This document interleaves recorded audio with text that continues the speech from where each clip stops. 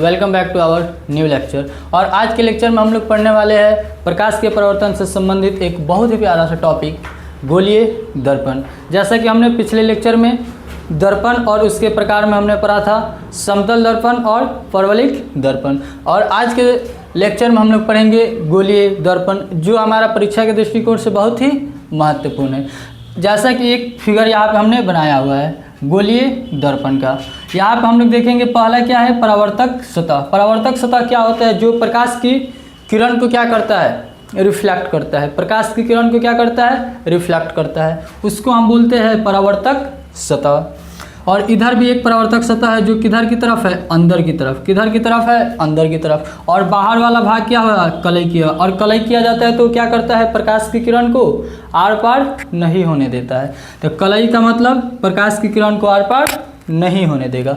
तो हमने जान चुका परावर्तक सतह क्या होता है और कलई क्या होता है। अब इसके आधार पर हम जानेंगे गोलीय दर्पण। तो गोलीय दर्पण में जो होता है ये दो प्रकार के होते हैं, एक होता है उत्तल दर्पण, एक होता है अवतल दर्पण।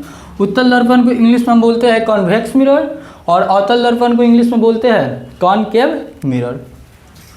तो अब हम लोग जानेंगे कि उत्तल दर्पण आखिर होता क्या है, अवतल दर्पण होता क्या है। हम लोग सिर्फ इसके बारे में आज समझेंगे और गोलीय दर्पण से संबंधित जितना भी यहाँ पे हमारा पॉइंट है उसके बारे में जानेंगे। तो हमारा एक है इधर उत्तल दर्पण। तो उत्तल दर्पण क्या होता है कि जिसका परावर्तक सतह या पृष्ठ ऊपर की ओर उभरा होता है या ऊपर की ओर उठा रहता है। जैसा कि हमारा हैंड है, इधर की तरफ ये हमारा क्या है, परावर्तक सतह। तो परावर्तक सतह इधर की तरफ उठा हुआ है और इधर की तरफ क्या है, भाग कलई किया हुआ है। तो उसको हम क्या कहते हैं, उत्तल दर्पण।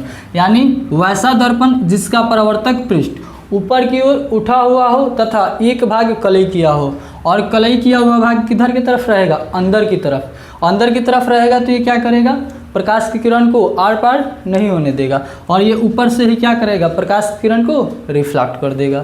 दूसरा हमारा आता है अवतल दर्पण। तो अवतल दर्पण क्या हुआ, वैसा दर्पण जिसका परावर्तक पृष्ठ क्या हो, अंदर की ओर हो, अंदर की ओर धंसा हुआ हो, उसे हम क्या कहते हैं, अवतल दर्पण। आई होप आप सभी समझ गए होंगे। उत्तल दर्पण, अवतल दर्पण, परावर्तक पृष्ठ और कलई। परावर्तक पृष्ठ और कलई, सॉरी एक मिनट।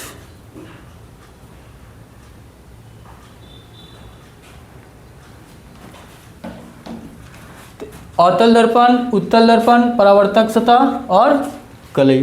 अब हमारा यहाँ पे कुछ पॉइंट दिया हुआ है। एक हमारा पॉइंट है P, दूसरा पॉइंट है R, एक है हमारा द्वारक, एक है वक्रता केंद्र, और लास्ट हमारा क्या है, प्रधान अक्ष। तो इस सब के बारे में हम लोग एक एक करके क्या करेंगे, जानेंगे। तो पहले हम लोग चलते हैं कि गोलीय दर्पण आखिर होता क्या है। तो ऐसा दर्पण जिसका परावर्तक सतह क्या हो, एक खोखले गोले का भाग होता है, एक खोखले गोले का भाग होता है, उसे हम क्या कहते हैं, गोलीय दर्पण। जैसा कि यहाँ पे हमने फिगर में ड्रॉ किया हुआ है, यहाँ पे हमारा एक क्या है, गोलीय दर्पण है, एक क्या है, गोलीय दर्पण है, जो कैसा है, खोखले गोले का एक भाग है, जिसके चारों ओर क्या है, चारों ओर क्या है, परावर्तक पृष्ठ है। और यह मुख्यतः दो प्रकार के होते हैं, एक होता है हमारा अवतल दर्पण, एक होता है उत्तल दर्पण। तो अभी हमने बताया कि उत्तल दर्पण का जो परावर्तक पृष्ठ होता है ऊपर की ओर उठा होता है, और अवतल दर्पण का परावर्तक पृष्ठ अंदर की ओर धंसा होता है। इतना हम लोग जान चुके हैं। अब हम लोग चलेंगे गोलीय दर्पण से संबंधित महत्वपूर्ण पद, जो हमारा परीक्षा के दृष्टिकोण से बहुत ही महत्वपूर्ण है। पहला इसमें हम लोग जानेंगे ध्रुव। ध्रुव आखिर होता क्या है, ध्रुव आखिर होता क्या है। अभी मैंने क्या बताया कि परावर्तक सतह, परावर्तक सतह। तो गोलीय दर्पण के परावर्तक सतह के मध्य बिंदु को, गोलीय दर्पण के परावर्तक सतह के मध्य बिंदु को हम क्या कहते हैं, ध्रुव। मध्य बिंदु को क्या कहते हैं, ध्रुव, जिससे सूचित किससे किया जाता है, P से। और इसका इंग्लिश मीनिंग क्या होता है, पोल। इंग्लिश मीनिंग क्या होता है, पोल। इस कारण इसको हम क्या करते हैं, P से सूचित करते हैं। तो गोलीय दर्पण के परावर्तक सतह के मध्य बिंदु को हम क्या कहते हैं, ध्रुव। और यहाँ पे मार्क पॉइंट ये वाला है, कि परावर्तक सतह के मध्य बिंदु को हम कहते हैं ध्रुव, ना कि गोलीय दर्पण के मध्य बिंदु को। गोलीय दर्पण का मध्य बिंदु आएगा तो वो क्या कहलाएगा, वक्रता केंद्र, और गोलीय दर्पण के परावर्तक सतह का मध्य बिंदु आएगा तो उसको क्या कहेंगे, ध्रुव। अब हम लोग चलेंगे दूसरा पॉइंट, वक्रता केंद्र। वक्रता केंद्र, तो वक्रता केंद्र सिंपल में हम लोग ये भी बोल सकते हैं कि गोलीय दर्पण के मध्य बिंदु को, गोलीय दर्पण के मध्य बिंदु को हम क्या कहते हैं, वक्रता केंद्र। या दूसरे शब्दों में हम क्या कहेंगे कि गोलीय दर्पण जिस गोले का भाग होता है उसके केंद्र को हम क्या कहते हैं, उसके केंद्र को क्या कहते हैं, वक्रता केंद्र, जिसको हम सूचित किससे करते हैं, सी से, जिसको सूचित किससे करते हैं, सी से। और इसका इंग्लिश मीनिंग क्या होता है, centre of curvature, centre of curvature, इस कारण इसको हम सी से सूचित कर रहे हैं।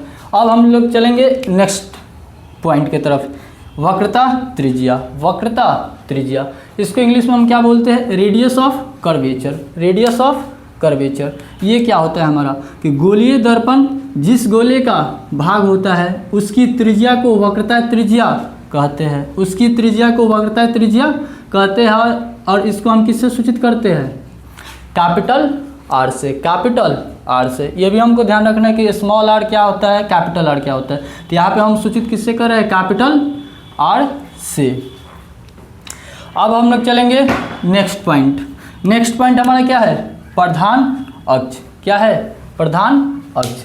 आखिर अब प्रधान अक्ष होता क्या है, तो यहाँ पे ध्यान दीजिए, एक हमारा ध्रुव है, दूसरा क्या है, वक्रता केंद्र। अब इस दोनों पॉइंट को क्या कर रहा है, एक सीधी और सरल रेखा मिला रहा है, सीधी और सरल रेखा मिला रहा है, इसी को हम क्या बोलते हैं, प्रधान अक्ष। तो अब हम लोग चलते हैं डेफिनेशन की ओर। तो क्या बोल रहा है कि गोलीय दर्पण के ध्रुव से वक्रता केंद्र को मिलाने वाली सरल रेखा को, जैसा कि अभी बताया, ध्रुव से वक्रता केंद्र को मिलाने वाली सरल रेखा को हम क्या कहते हैं, प्रधान अक्ष। और इसको सूचित किससे किया जाता है, पीसी से। और इसका इंग्लिश मीनिंग क्या होता है, प्रिंसिपल एक्सिस, इस कारण इसको हम पीसी से सूचित करते हैं। अब हम चलेंगे नेक्स्ट पॉइंट हमारा क्या है, फोकस। नेक्स्ट पॉइंट हमारा क्या है, फोकस। फोकस हमारा कहाँ पे स्थित होता है, वक्रता केंद्र तथा ध्रुव के बीच एक जो मध्य बिंदु होता है वो हमारा क्या कहलाता है, फोकस। वो हमारा क्या कहलाता है, फोकस। वो हमारा क्या कहलाता है, फोकस। अब हम लोग चलेंगे इसके परिभाषा की ओर। इसका परिभाषा सिंपल में ये भी हम बोल सकते हैं कि ध्रुव तथा वक्रता केंद्र, ध्रुव तथा वक्रता केंद्र के मध्य बिंदु को हम क्या कहते हैं, फोकस। मध्य बिंदु को क्या कहते हैं, फोकस। और हम लोग चलेंगे एक अलग डिफिनीशन के आधार पे। क्या बोल रहा है डिफिनीशन हमारा कि प्रधान अक्ष के समांतर, प्रधान अक्ष के समांतर। जैसे कि मैंने यहाँ पे एक मिरर ड्रॉ किया, कैसा मिरर है ये वाला, कैसा मिरर है, अवतल दर्पण। यहाँ से हमने एक लाइन खींचा, कौन सा है, प्रधान अक्ष। परावर्तक पृष्ठ के मध्य बिंदु को क्या कहते हैं, ध्रुव। इसके बाद आता है हमारा कौन सा, वक्रता केंद्र। अब हमसे क्या बोला है, प्रधान अक्ष के समानांतर। तो प्रधान अक्ष के समानांतर यहाँ पे हमने क्या किया, एक प्रकाश किरण को भेजा। उसके बाद क्या बोल रहा है कि प्रधान अक्ष के समानांतर आने वाली प्रकाश की किरण दर्पण से परावर्तन के बाद, अब जैसे यहाँ पे टकराया तो यहाँ से क्या करेगा, परावर्तन करेगा। और परावर्तन करके प्रधान अक्ष के जिस पॉइंट पे, प्रधान अक्ष के जिस पॉइंट पे कट करेगा, जिस पॉइंट पे कट करेगा उसको हम क्या बोलते हैं, फोकस। उसको क्या बोलते हैं, फोकस। तो क्या होता है, प्रधान अक्ष के समानांतर आने वाली प्रकाश की किरण दर्पण से परावर्तन के बाद जिस बिंदु पर मिलती है, तो जिस बिंदु पर कहने का तात्पर्य प्रधान अक्ष के जिस बिंदु पर मिलती है उसे हम क्या कहते हैं, फोकस। और इसको हम सूचित किससे करते हैं, कैपिटल एफ से। किससे सूचित करते हैं, कैपिटल एफ से। अब हम लोग चलेंगे नेक्स्ट टॉपिक, यानी नेक्स्ट पॉइंट हमारा क्या है, फोकस दूरी। फोकस दूरी। अब फोकस दूरी क्या होता है, ध्रुव तथा फोकस, ध्रुव तथा फोकस के बीच की जो दूरी होती है उसको क्या कहते हैं, फोकस दूरी। और इंग्लिश में इसको हम क्या बोलते हैं, फोकल लेंथ। चलते हैं हम डेफिनेशन की ओर। दर्पण के ध्रुव, दर्पण के ध्रुव तथा फोकस के मध्य या बीच की दूरी को क्या कहते हैं, फोकस दूरी। और इसको सूचित किससे करते हैं, स्मॉल एफ से, स्मॉल एफ से। अंतर समझ में आ रहा होगा, यहाँ पे है कैपिटल एफ, यहाँ पे है स्मॉल एफ। कैपिटल एफ का मतलब फोकस, स्मॉल एफ का मतलब फोकस दूरी। अब हम लोग चलते हैं, लास्ट पॉइंट हमारा क्या है, द्वारक। लास्ट पॉइंट हमारा क्या है, द्वारक। आखिर द्वारक क्या होता है, जैसा कि फिगर में ड्रॉ किए हुए, द्वारक क्या होता है कि परावर्तक पृष्ठ के व्यास, परावर्तक पृष्ठ के व्यास या गोलीय दर्पण के चौड़ाई, या गोलीय दर्पण के चौड़ाई को हम क्या कहते हैं, द्वारक। तो चलते हैं डेफिनेशन की ओर। गोलीय दर्पण के परावर्तक पृष्ठ के व्यास या चौड़ाई को क्या कहते हैं, दर्पण का द्वारक, दर्पण का द्वारक। और इसका एक मेन पॉइंट क्या है कि दर्पण का द्वारक ही क्या करता है, प्रकाश की मात्रा को निर्धारित करता है।